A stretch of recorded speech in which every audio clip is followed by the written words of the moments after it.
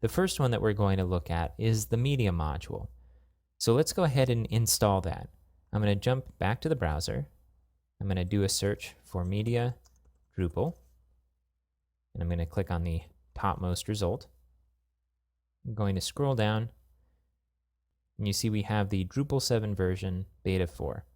Now, part of the purpose of the following steps is to demonstrate what happens when things go wrong with a module. So what we're going to do is install an earlier version of this module called beta 3. And this version has some predictable issues along with it.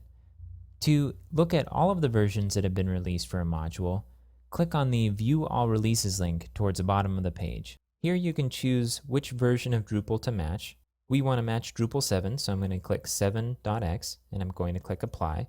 This will filter out any versions that aren't applicable to this version of Drupal. Okay, and as we scroll down, we see the version beta 4 up here. But if we continue to scroll down, we'll see beta 3, beta 2, beta 1, and so on.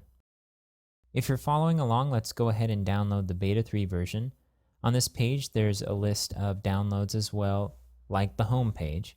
And we're going to right-click on the tar.gz file and select Copy Link Location. And then jump back to our Modules page. We'll click Install New Module. We'll paste in our URL and click Install. Okay, let's go ahead and enable the module by clicking Enable Newly Added Modules. And I'm going to do a browser search for media in order to find it on this page. I'm going to loop through several matches. And okay, we have media here in the media box. And it looks like the enabled box is grayed out for some reason. So usually this has something to do with a requirement. Let's take a look.